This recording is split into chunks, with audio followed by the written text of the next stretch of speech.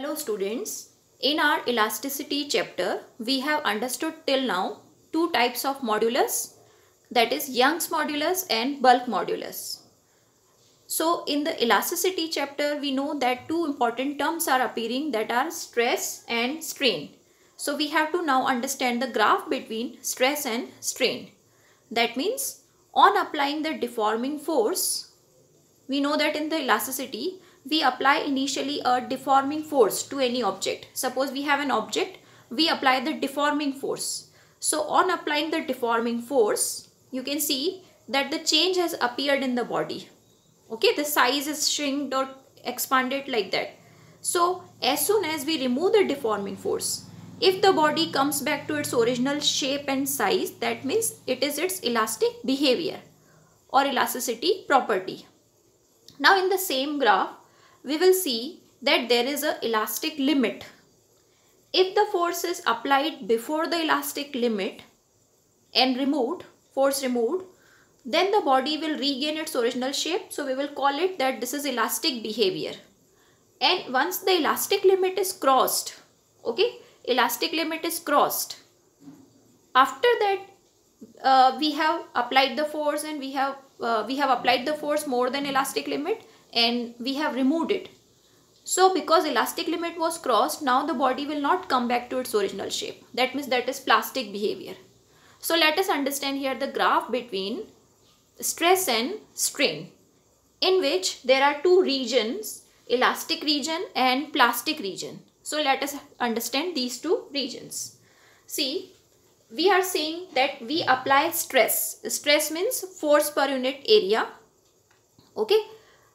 Stress is force per unit area and strain is the change in length upon original length or change in volume upon original volume. That means the change. Okay. So what we know, as we start from 0, okay, stress is applied 0. So strain is also that time 0. Now we start increasing the stress on the body. So strain also increases and they are proportional, because it was told by Hooke's that stress and strain are proportional. So there is a proportional point in the graph. Till that time the stress and strain are proportional. That's why the graph is a straight line.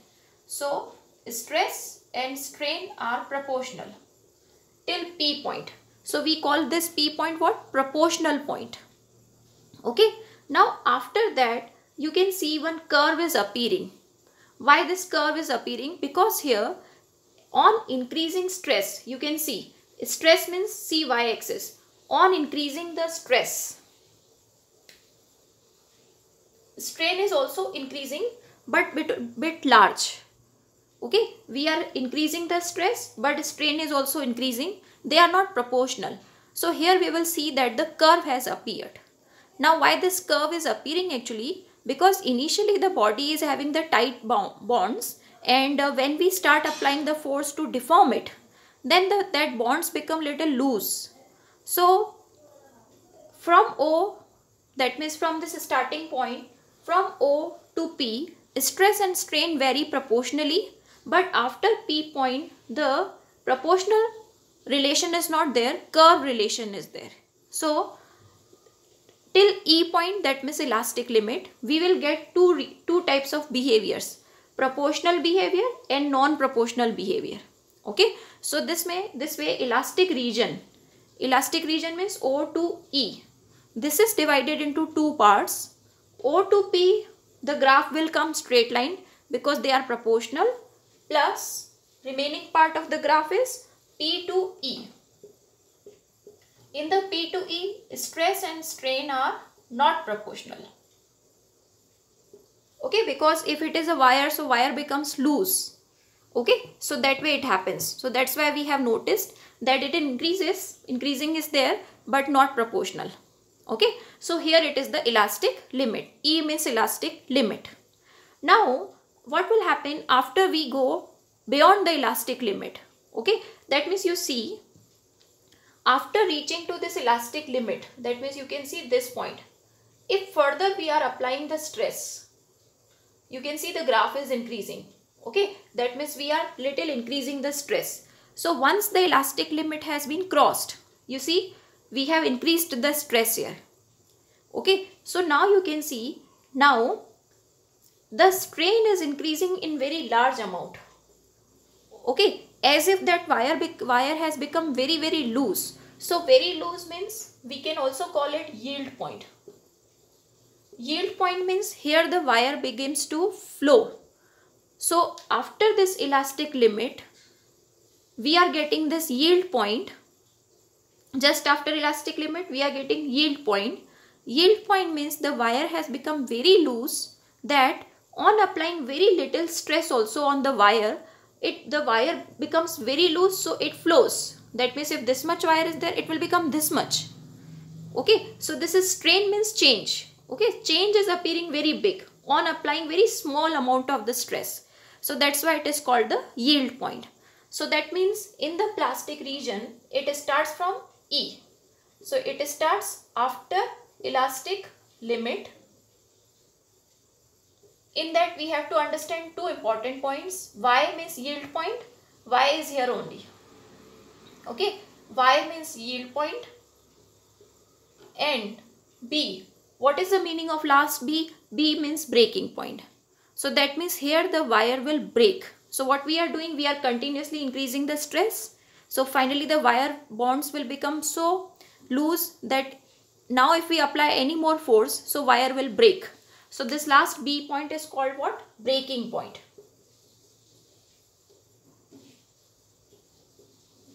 Okay, so let us revise all these points once again.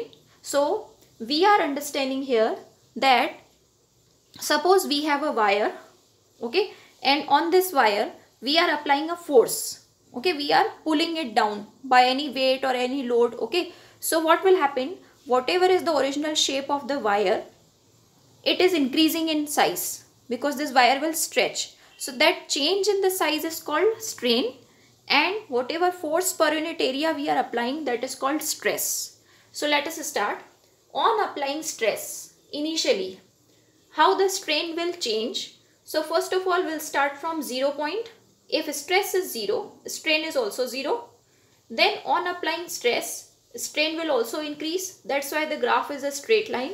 This graph will become straight line till one point called proportional point, because Hooke suggested that stress and strain are proportional. But after some time, the bonds of the wire will become very weak. So here on increasing stress, strain will also increase, but they will not be proportional. It will be a curve shape. So P to E region is the one in which stress and strain are not proportional. Okay, and elastic limit is this last limit where elastic region is ending.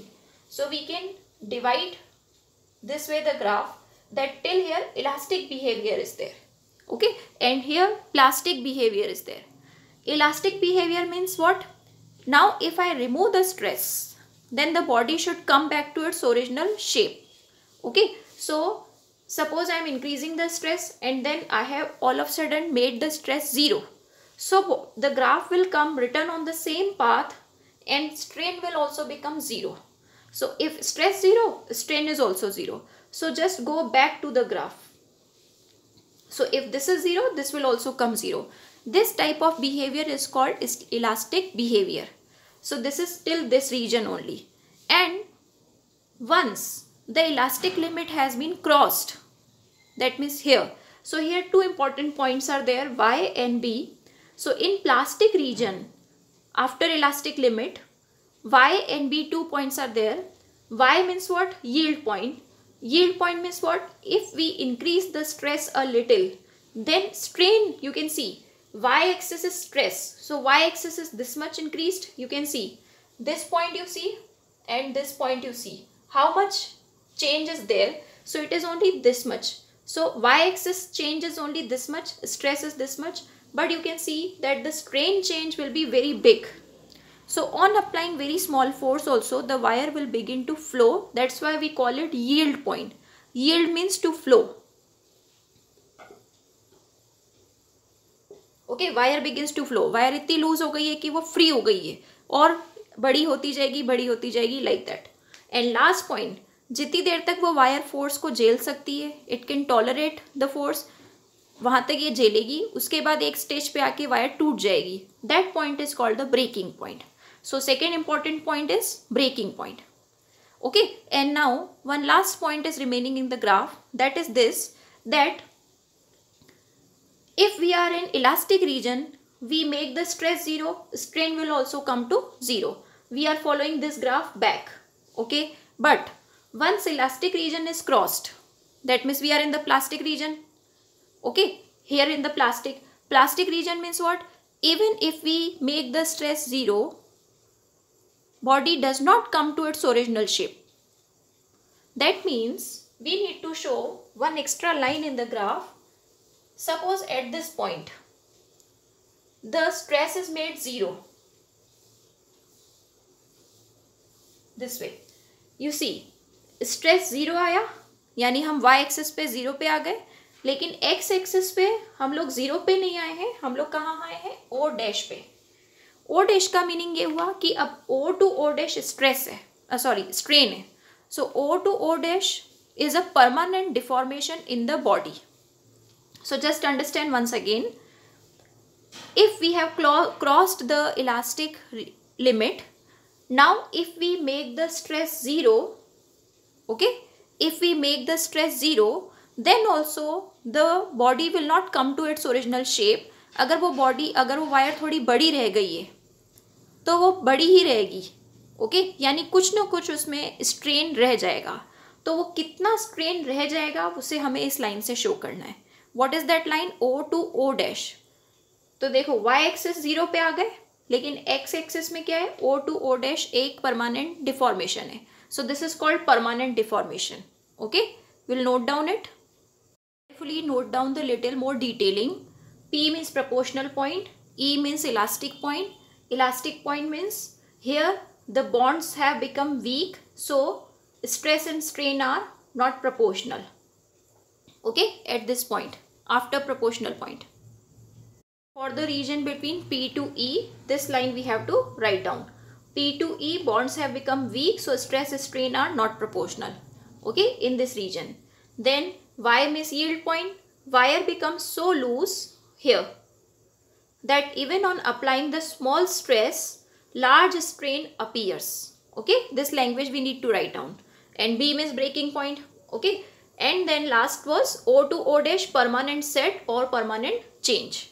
So this way we have completed the stress versus strain graph. Now the graph and note down the detail. We will practice some numericals and conceptual questions related to elasticity. Okay, so let us see first question. A uniform wire of steel of length 2.5 meter. Length 2.5 meter. Density 8 gram per centimeter cube. Density given. Weighs 50 gram. 50 gram is mass. 50 gram. When stretched by the force of 10 kgf. Okay, 10 kgf is the force given. Increases by 2 millimeter. So increases means delta L. Okay, delta L. So all these data are given. Now need to convert all the units in proper, means all the quantities in proper unit. This is already in meter. Now this is in gram and centimeter. So gram means 10 raised to power 3 kg and centimeter cube. Centimeter cube we have to convert in meter cube. So 10 raised to power minus 6 will come. 1 centimeter is 10 raised to power minus 2 meter. So centimeter cube means 10 raised to power minus 6 will come. Okay. Finally 8 into 10 raised to power. Minus 3 is there. Minus 6 is there. Minus 6 will go in the numerator. It will become plus 6. Like this. So minus 3 plus 6 is plus 3. So this is the conversion in the proper kg per meter cube unit. Mass also, it is in gram. So let us convert it in kg. Force. Now you see, force is already kgf. Kgf means SI system only. But no, whenever force is given in kgf unit, kgf, that means actual force is, you have to multiply it with 9.8. Okay, so that will be in Newton. So the final answer is 98 Newton. Remember this point. This is very important. This is the new unit of the force, kgf. We have used it in some questions before also. kgf means you have to multiply by 9.8 to make it proper force. Okay, so 10 into 9.8 is 98 Newton. Okay, next is our delta L, millimeter. Milli means 10 raised to power minus 3. Okay, now question is calculate Young's modulus. So Young's modulus formula means stress upon strain. Okay, stress means force upon area and strain means change in length upon original length. Now you can see what all things are given. Force given, delta L given, L also given. Only area is missing. So for solving this area, we need to do extra effort for area. So what we will do, this density is somewhere playing the role, density. How to use the density? So you see, density formula is mass upon volume. Okay, or density into volume is mass. Now convert it in terms of area anyhow. So volume can be written as area into length. Volume is area into length. This way area formula will come. So what is area formula? M by rho L. Okay, it's not visible here. I'm writing here. Area formula is M by rho L. So this way area formula will come. So what we need to do here, we have to put all the quantities. First of all, let us arrange it. F upon A, and this L will go in the numerator. Delta L is in denominator. Now F, now area. Area take from here now. M by rho L is the area into L by delta L. Now all the terms are prepared for Y. We have to put all the terms in this. So Young's modulus calculation, wherever it is required, you need to put stress upon strain formula. Okay, so for stress, force and area will be given. For strain, delta L and L will be given. And in this question, I have taken this question especially because area was not given directly. So how to get area? It's very simple. Rho M by V. Rho into V is M. Volume is area into length. तो जो चाहिए उसके form में हम लेके आएंगे उसे. जैसे एरिया चाहिए इसलिए हम वॉल्यूम को ब्रेक करेंगे एरिया इनटू लेंथ में. अब एरिया बन जाएगा इससे. So this we have put in this formula. Let us put values. The values are substituted and this is the answer obtained. Force 98, rho is 8 into 10 raised to power 3, LL is 2.5, M is 50 into 10 raised to power minus 3, delta L is 2 into 10 raised to power minus 3. This is the answer of the Young's modulus. Okay, and the unit of Young's modulus is Newton upon meter square. Let us do next question. Okay, now here is a conceptual question. Which is more elastic, steel or rubber? Okay, we are given two quantities, steel and rubber. You already know or you have some idea about these two objects. Steel means the one with which the utensils are made, steel, and rubber also you know. Now in general you will say that rubber is more elastic because it can be stretched more. But elasticity definition is here physics wise. Which quantity, which term we say that it is more elastic, that depends upon its Young's modulus. Okay, so Young's modulus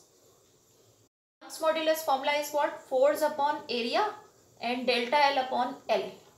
If I rearrange it, force upon area, L will go in the numerator, delta L in the denominator. That means if I take steel wire and rubber wire of same length is same in both, area is same, cross-sectional area, this is called cross-sectional area. Suppose this is the wire, this is called cross-sectional area. Okay, that also suppose I take same, suppose I apply the same force on both the wires. Okay, same force I am applying. So force same, length same, area same. Okay, so Y is inversely proportional to delta L. So you see, if I apply the same force on similar kinds of steel and copper wire, which will get stretched more on applying the same force? So obviously rubber will get stretched more. So delta L for rubber is more than delta L for steel. Okay, so delta L for rubber is more. That means Young's modulus of rubber is less. Okay, this is less sign. Young's modulus of rubber is less than Young's modulus of steel. So since Young's modulus of steel has come greater, Ys has come greater, that's why we say steel is more elastic. Okay, so it depends upon Y value, Young's modulus value, that we have to say that object more elastic or less elastic. That is dependent on Y value. So I hope you have understood here that always Young's modulus is inversely proportional to change in length. Rubber में change in length ज़्यादा आता है, ये ज़्यादा हुआ, इसलिए Y उसका कम हुआ, इन्वर्सली है. Y कम हुआ, इसका मतलब क्या है कि Y रबर का लेस है, स्टील का ज़्यादा है, स्टील मोर इलास्टिक है. Okay, so this way we solve these type of questions. Okay, note down.